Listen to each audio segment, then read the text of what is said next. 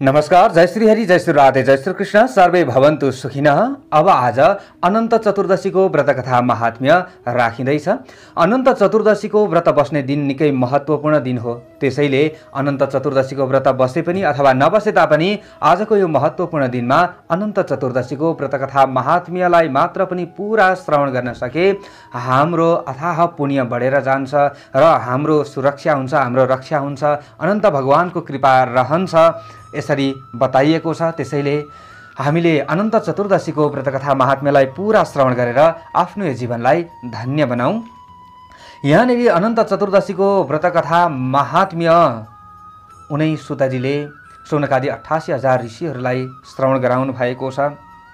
वनवास बस्नुभएका जो युधिष्ठिरजीको प्रश्नको उत्तरमा श्री कृष्णजीले युधिष्ठिरजीलाई सुनाउनु भएको र वेदव्यासजीले आफूलाई बताउनु भएको भनेर यसरी अनन्त चतुर्दशीको महात्म्य यो कथा नैमिषारण्यमा रहने भएका शौनकादि 88,000 ऋषिहरूलाई सुतजीले सुनाउँदै हुनुहुन्छ र उहाँहरूलाई सुनाउँदै जाने क्रममा सुतजीले भन्नुभयो, पुरा तो जाह्नवी तीरे धर्मे धर्मपरायण जरासन्ध वधार्थाय राजसूतमुपाक्रमत्।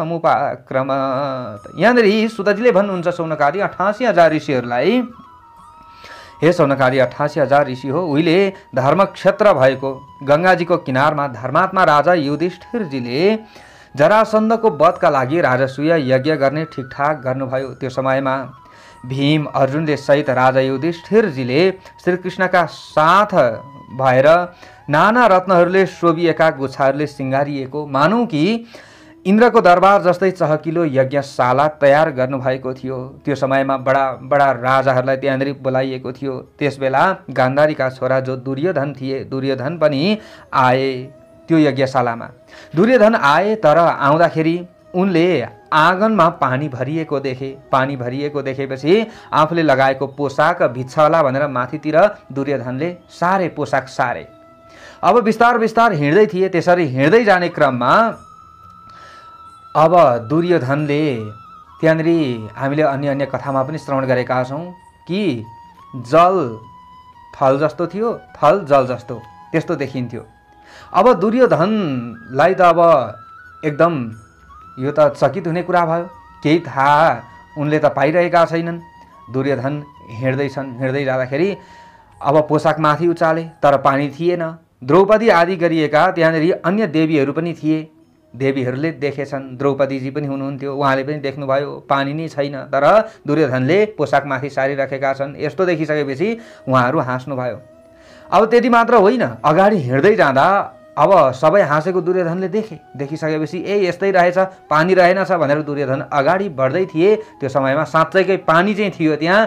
त्यो पानीमा छम्लङ्ग उनी पसे। त्यो पानीको डुबुल्कामा उनी त्यहाँनिर लडिसकेपछि अब द्रौपदीजी लगायत त्यहाँ अन्य देवीहरू पनि थिए। सबैले हाँसे। गलल हाँस्ने बित्तिकै अब दुर्योधनलाई अत्यन्त रिस उठो। ओहो, मेरो खिल्ली उडाउने, अब यसको बदला म नली छाड्दिनँ। तुरुन्त हतार हतार आफ्नो मामा शकुनी भएको ठाउँमा दुर्योधन गए। शकुनीले यहाँनिर जाल बने। अन्तिममा यहाँनिर जुवा खेल्ने योजना बनाइयो। जुवामा 5 पाण्डवहरूलाई हराइयो। त्यस पछाडि 5 पाण्डवहरू वनमा भड्कन थाले। हेर्नुहोस् है प्यारा भक्त भागवतहरू, वनमा भड्कँदै थिए। अब सोझा साझा जो धर्मराज तर विद्वान हुनुहुन्थ्यो, भीम अर्जुन नकुल सहदेव अनि द्रौपदीजी सबै अब वनमा यी छली कपटी जो दुर्योधन र जो शकुनी थिए यिनीहरूको जालमा परेर अब दुःख पाए।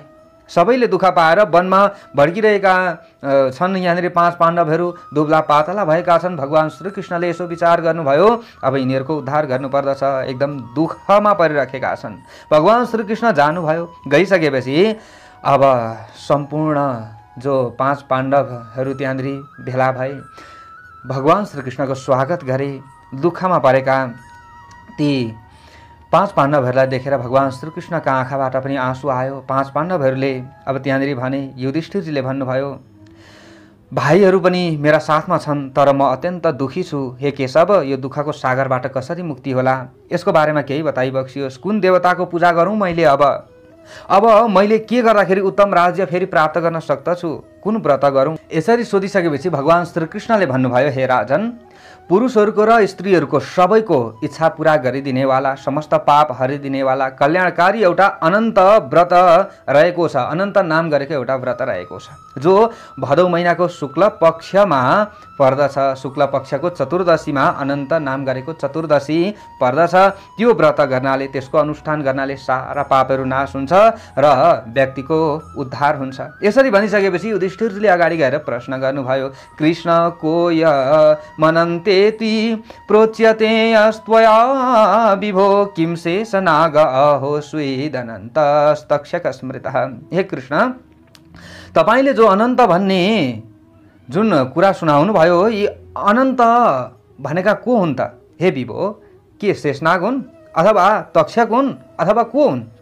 अनन्त भनेको के परमात्मा हुन् त? के ब्रह्म नै हुन् त उनी? अनन्त नाम गरेको यो को हो त? र मलाई यसको बारेमा कही बक्सियोस्। यसरी भनिसकेपछि श्रीकृष्ण भगवानले अगाडि गएर फेरि भन्नुहुन्छ, अनन्त इत्यहं पार्थ मम रूपम निबोधय आदित्यादि ग्रहात्मासौ यह काल इति पठ्यते। अनन्त भनेको म नै हुँ, मेरै रूपलाई अनन्त भन्ने जान। सूर्य आदि ग्रहहरूका आत्मा भएको यो अनन्त जो काल पनि भनिन्छ, यसरी जान्नु पर्दछ। 18 आँखा झिम्क्याइको एक काष्ठा हुन्छ, 30 काष्ठाको एक कला हुन्छ, 360 कलाको एक मुहुर्त हुन्छ र 30 मुहुर्तहरूले एक दिन र रात अथवा अहोरात्रको समय पुरा हुन्छ। र यसरी समय पुरा भइसकेपछि पुरा समय नै एउटा शरीरवाला हुन्छ। यस्ता शरीरधारी 15 दिनको एक पक्ष हुन्छ, 2 पक्षको एक महिना, 2 महिनाको एक ऋतु। र यसरी अब 2 महिनाको एक ऋतु भइसकेपछि 6 ऋतुको एक वर्ष हुन्छ। एक वर्ष आदि युगको कालको जुन व्यवस्था हुन्छ र जो यो काल मैले भनेको छु त्यही अनन्त पनि कहिन्छ। हे राजन, उही अनन्त म कृष्ण यस पृथ्वीको भार उतार्नका लागि आएको छु। यसरी उहाँले सारा कुराहरू यसरी बताउनु भयो र यो सबै कुराको ज्ञान अर्जुनलाई भइसकेको छ, यो पनि बताउनु भयो। त्यस पछाडि अगाडि गएर जो युधिष्ठिरजी हुनुहुन्थ्यो, युधिष्ठिरजीले सोध्नुभयो, ल ठिकै छ, अनन्त नाम गरेको चतुर्दशीको व्रत पनि हुँदो रहेछ, त्यो पनि हजुर हुनुहुँदो रहेछ, त्यो पनि मैले बुझेँ, तर अब यो व्रत कसले गरेको थियो र उसले के फल पायो त, त्यसको बारेमा पनि त बताइबक्सियोस् न। यसरी भनिसकेपछि भगवान श्रीकृष्णले अगाडि गएर भन्नुहुन्छ, आसीत् पुरा कृतयुगे सुमन्तुर्नाम वै द्विजः वशिष्ठ गोत्र सम्भूतः सुरूपां च भृगो सुताम्। अगाडि गएर यहाँनिर उहाँले भन्नुभयो, पहिले सत्ययुगमा वशिष्ठ गोत्रमा जन्मिएका सुमन्तु नाम गरेका एकजना ब्राह्मण हुनुहुन्थ्यो। उनकी पत्नीको नाम थियो दीक्षा। हे राजन, वेदले बताए अनुसार नै, वेद विधिले नै विवाह उहाँले गर्नुभएको थियो। तर धेरै समय बितिसकेपछि एकजना छोरी पनि जन्मिन्। छोरीको नाम थियो शीला। तर अब के भयो त भन्दा, यिनै जो सुमन्तु थिए, सुमन्तुकी पत्नी जो थिइन् दीक्षा, यिनलाई बेसमारी ज्वरो आयो। त्यो ज्वरो खप्न सकिनन्, नदीको किनारतिर तीरतिर गएकी थिइन्, त्यतै यिनको मृत्यु भयो। त्यस पछाडि अब शीला पनि टुरी भइन्। अब टुरी छोरीको पनि यसो रेखभाल हुन्छ, रेखदेख हुन्छ भनेर सुमन्तुले अर्की एकजना कन्यासँग विवाह गरे। अब कन्याको नाम थियो कर्कसा। हेर्नुहोस् है, कर्कसा नामै, स्वभाव पनि त्यस्तै थियो। साँच्चैकै कर्कसा नि झगडालु, एकदम किचकिच गरिराख्नेवाली त्यस्तै थिइन् नि। अब यसरी सधैँ झगडालु, सधैँ बाजिरहने धर्म पुरुषकी छोरीसित विधिपूर्वक अर्को विवाह त भयो। तर ती शीला जो छोरी थिइन् पहिलीपट्टिकी, अब तिनले चाहिँ आफ्ना पितालाई पूजाआजामा सघाउँदै रहेछिन्। भित्ता, खम्बा, दैलो आदिमा चाहिँ नीला, पहेँला, सेता, खैरा रङ्गीन वस्तुहरूले चित्र स्वस्तिक बनाउँदै रहेछिन्। शङ्ख, पद्म आदिको चित्र बनाउने गर्थिन् यिनले। किसिम किसिमले यसरी चित्रहरू बनाउँथिन्। कुमारी अवस्थाकी भइन् यिनी। अब मङ्गल काम गर्नेवाली त्यो शीला, जो शीला थिइन्, अब यिनी बढ्दै गइन्। तरुणी अवस्था भइसकेपछि अब विवाह गराइदिनु पर्यो छोरीको भनेर यी सुमन्तुले छोरीको विवाह गराइदिए कौडिन्य नाम गरेका एकजना श्रेष्ठ ब्राह्मणसँग। विवाह पनि भयो। विवाह भइसकेपछि अब के भयो त भन्दा, छोरीलाई, ज्वाइँलाई यसो केही दान दक्षिणाहरू दिनुपर्दछ भन्दाखेरि तिनकी जो दोस्रो पत्नी थिइन् नि, यिनले सबै घर गहना आदि लुकाइन्, खराखुरुक पारेर आफूले मकै पनि दिन्न, सबै लुकाइन्। त्यस पछाडि दुखी भएकी जो शिला थिइन्, केही पनि धन सम्पत्ति पनि थिएन रहेछ बिचारासँग, कौडिन्यसँग पनि।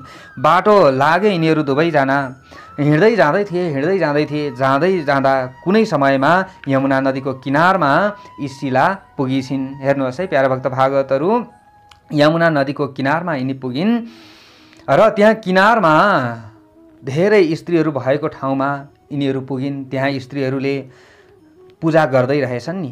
पूजा गर्दै गरेको देखेर यी शिला त्यहाँ गइन्। के को पूजा हो यो सोधिन्। सबैले भने अनन्त भगवानको पूजा गर्ने दिन हो, आज व्रत बस्ने दिन हो र अनन्त चतुर्दशीको व्रत बस्नाले सारा हाम्रा पापहरू नाश हुन्छ र हामीले चिताएको पुग्छ। यसरी भनिसकेपछि यी शिलाले पनि व्रत बसिन्, व्रतकथा पनि श्रवण गरिन् र त्यो समयमा अब अनन्तलाई नुहाएर नदीको किनारमा कुसले बनाएको, चोयाले बनाएको भाँडोमा अनन्त उनी शेषलाई राखेर त्यहाँनिर पूजा मण्डपमा शेषलाई स्नान गराएर चन्दन, अक्षता, फूल, धूप, दीप, नैवेद्य आदिले पूजा गरेर पकवान आदि यसरी अर्पण गरेर यसरी 14 पवित्र गाँठो बनाइएको धागो कुमकुमले पूजा गरेर चन्दन आदि विभिन्न षोडशोपचारले पूजा गरेर ती स्त्रीहरूले यी शिला नाम गरेकी देवीलाई पनि पाखुरामा बाँधिदिए।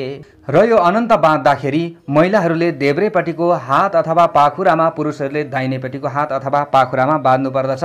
यहाँ देवीहरूले यी शिलालाई पनि यो मन्त्रद्वारा, जुन यहाँ मन्त्र बताइएको छ, यही मन्त्र पढ्दै अनन्त बाँधिदिए र हामीले पनि यही मन्त्र पढ्दै अनन्त बाँध्नु पर्दछ।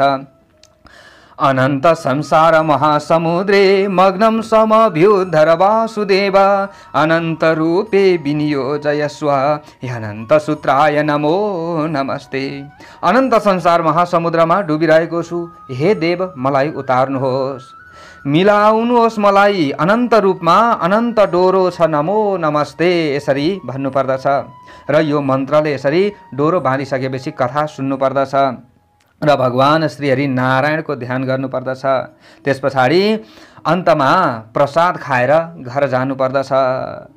यसरी ती देवीहरूले यी शिलालाई यो सबै कुरा बताए पनि, यो सबै विधि गराए पनि। यसरी गराइसकेपछि त्यस पछाडि हे राजेन्द्र, हे युधिष्ठिर, प्रसन्न चित्तले यस्तो व्रत विधि सुनेर शिलाले पनि व्रत गरिन् र बायाँ पाखुरामा अनन्तको डोरो बाँधिन्। बाँधिन् अनन्तको डोरो। त्यस पछाडि अब के भयो त भन्दा डोरो बाँधिसकेपछि बिस्तार बिस्तार गरेर आफ्नो घरमा उनले अथाह धन सम्पत्ति प्राप्त भएको उनले महसुस गरिन्। त्यो अनन्तको डोरो बाँधेदेखि नै त्यस पछाडि शुभता उनमा भित्रियो। बिस्तार बिस्तार गरेर अलिअलि गर्दा गर्दै धन धान्यले यिनी टन्न भइन्, सुखी पनि भइन्। अब हेर्नुहोस् एक दिन के भएछ त भन्दा जो शिला थिइन् नि, शिलाका जो पति थिए कौडिन्य, कौडिन्यले देखे कि आफ्नो पत्नीको हातमा एउटा डोरो, एउटा धागो बाँधेको छ। पक्कै पनि मलाई बसमा गर्नका लागि कहीँ न कहीँ गएर तन्त्रोक्त कुनै पनि डोरो बाँधेको हुनुपर्दछ। मेरो पत्नीले यो कौडिन्यलाई यस्तो लाग्यो, हेर्नुहोस् है, विनाशकाले विपरीत बुद्धि। अब यस्तो लाग्यो, धनधान्यले युक्त भइसकेका छन्, मत पनि आयो नि त अलिकति। आफ्नो पत्नीलाई बोलाए, ए देवी यहाँ आऊ। आइन् छेउमा आइसकेपछि उनले सोधे, यो डोरो के को लगाएको? ए मलाई बसमा गर्नका लागि तिमीले यो डोरो लगाएको? अत्यन्त रिसाए उनले। होइन होइन भनेर सम्झाउँदै थिइन्, तर यिनले सम्झेनन्। तुरुन्त ताने चुडाइदिए, आगोमा फालिदिए। दन्दन बलेको आगोमा त्यो अनन्त डढ्यो। ला हेर्नुहोस्, यी देवी साह्रै दुखी भइन्। देवीलाई थाहा थियो कि मैले अनन्त धारण गरेदेखि नै मलाई यो धनको सह भएको छ र मलाई राम्रो भएको थियो, हामीलाई राम्रो भएको थियो। तर यी कौडिन्यले मानेनन् यसरी भन्दाखेरि, सबै कुरा सम्झाउँदा पनि। तर अब के भयो हेर्नुहोस्, अब त्यही दिनदेखि अब त्यो रात नै, भोलिपल्ट नै आफूले पालेका वस्तुभाव आदि चोरी भयो। राति नै डाकाहरूले चोरे, धन सम्पत्ति पनि चोरेछन्। हेर्नुहोस् है, मस्त। अब हेर्नुहोस्, अब भगवानले यहाँ चाहनुभयो भने जे पनि हुन्छ। अब जसरी दन्दन बलेको त्यो आगोमा अनन्त डढेको थियो, त्यसरी नै धन सम्पत्ति सबै स्वाहा भयो, सकियो। अन्तिममा भनिन्छ नि जस्तै करोडपतिबाट रोडपति, त्यस्तै भयो यिनीहरू। अन्तिममा साह्रै दुखी भए। अब कौडिन्य घरबाट निस्किए। अन्तिममा केही गर्दै भएन, साह्रै पीडा भइसकेपछि त्यस पछाडि अब त्यो समयसम्ममा देवीले सम्झाइसकेकी थिइन्, हे पतिदेव तपाईँले यस्तो यस्तो गर्नुभयो, त्यही कारणले हेर्नुहोस् त अघिल्लो दिन तपाईँले फालिदिनु भयो, भोलिपल्टैदेखि धनको सहर रहेन। त्यो भनिसकेपछि त्यस पछाडि मात्र होस आयो। हेर्नुहोस् है, जब दुःख पर्छ नि व्यक्तिलाई त्यसपछि मात्र चेत आउँछ, त्यसपछि मात्र राम राम भन्छ, भगवानको नाम जप्न थाल्दछ व्यक्तिले। अब यिनलाई पनि यही भयो कौडिन्यलाई। अब लाग्यो कि ए तिमीले कहीँ वनमा जाँदाखेरि हिँड्दै गर्दाखेरि यमुनाको किनारमा यसरी यो बाँधेकी थियौ, त्यसो भए म पनि निक्लिन्छु घरबाट। यिनी निक्लिए, अब अनन्तको खोजीमा निक्लिए। हेर्नुहोस् है, अब चाहिँ अनन्तको ध्यान गर्न थाले, भड्किन थाले, यताउता हिँड्न थाले, तर कतै पनि अनन्तको दर्शन भएन। हेर्नुहोस्, अन्तिममा अनन्त तपाईँ कहाँ हुनुहुन्छ, मलाई दर्शन दिनुहोस् भन्न थाले। अन्तिममा हेर्नुहोस् कौडिन्यले अन्तिममा यिनी मूर्छा भएछन्। तर भगवानको कृपा हेर्नुहोस्, भगवानको नाम जप्दै गर्यो भने हाम्रो कल्याण हुन्छ।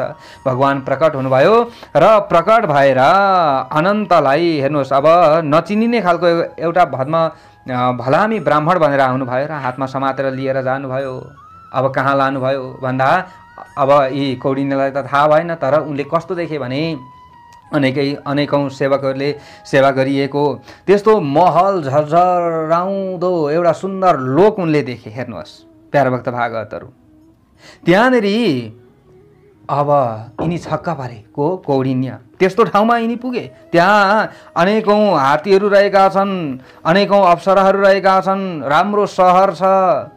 अब त्यहाँ पुगिसकेपछि यिनले सबै कुरा बुझे। हेर्नुहोस् छर्लङ्ग भयो सबै कुरा नि। अन्तिममा त यिनले सबै बुझे नि त। त्यस पछाडि अनन्त भगवानको स्तुति पनि गरे, भगवान प्रसन्न हुनुभयो र यहाँनिर भगवानले भन्नुभयो, भगवान श्रीकृष्णले भन्दै हुनुहुन्छ यो कथा युधिष्ठिरजीलाई, मैले भने भन्दै हुनुहुन्छ उहाँले। मैले भने कि अब तिमीले चिन्ता नगर, अब तिमीले आफ्नो घरमा जाऊ र आफ्नो घरमा गएर हे ब्राह्मण ढिला नगर, अब भक्तिपूर्वक तिमीले 14 वर्षसम्म अनन्तको व्रत बस, अनन्तको व्रतकथा, अनन्त चतुर्दशीको व्रतकथा महात्म्य आदिलाई श्रवण गर, तिमीले सिद्धि पाउनेछौ र अन्तिममा तिम्रो कल्याण हुनेछ, अन्तिममा मेरो धामलाई प्राप्त गर्नेछौ। यसरी भगवानले आशीर्वाद दिनुभयो, मैले आशीर्वाद दिएँ, भगवान श्रीकृष्णले भन्दै हुनुहुन्छ।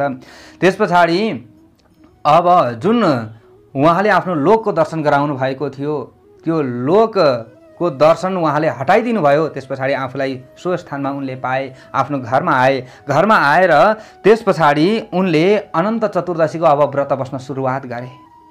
हेर्नुहोस्, व्रत बस्न सुरुवात गरे, व्रत बस्दै गए कौडिन्यले अब बिस्तार बिस्तार गरेर धन सम्पत्ति आदिको आगमन हुन थाल्यो। ल हेर्नुहोस् है, हुने बेलामा जे पनि हुन्छ। फेरि अब यहाँ कहीँ हामीले थोरै सेयर लगाउँछौँ, कतै हामीले लगानी लगाउँछौँ, त्यहाँबाट एक्कासी हामीलाई आउँछ। हुने बेलामा नि, नहुने बेलामा लगाएको लगानी पनि जान्छ। अब यहाँ त्यस्तै भयो। हेर्नुहोस् त, बिस्तार बिस्तार गरेर यिनको अब यहाँनिर कल्याण हुँदै गयो। यिनी धनधान्यले टन्न भएपछि सबैको यिनी हाई हुँदो भए। हेर्नुहोस् प्यारा भक्त भागवतहरू, अब यहाँनिर युधिष्ठिरजीलाई भन्दै हुनुहुन्छ भगवान श्रीकृष्णले कि अब देवदेवेशले पनि यहाँनिर सपना जस्तै भयो उसलाई। यसरी भन्दै हुनुहुन्छ भगवान श्रीकृष्णले, आफ्नो घरमा आए, यो सबै कुरा सपना जस्तै भइरहेको छ, कसरी मलाई अब यस्तो धनधान्य आयो? यो सबै के को प्रभाव हो? अनन्त चतुर्दशीको व्रतको प्रभाव हो, यो अनन्त बाँधेको प्रभाव हो। अब कौडिन्यले यो बुझे। हे युधिष्ठिर, त्यसैले अब तपाईहरूले पनि जो कौडिन्यले गरे, जो शिलादेवीले गरिन्, त्यही विधि तपाईहरूले पनि गर्नुपर्दछ। यदि यसरी गर्नुभयो भने सारा पापहरू तपाईहरूको नाश भएर जान्छ। कथा श्रवण सहित तपाईहरूले यो व्रत बस्नुभयो भने 1 वर्षमा नै तपाईहरूको कल्याण हुनेछ। यसरी भगवानले भनिदिनु भयो। त्यस पछाडि हेर्नुहोस् प्यारा भक्त भागवतहरू, पछि यी 5 पाण्डवहरूले पनि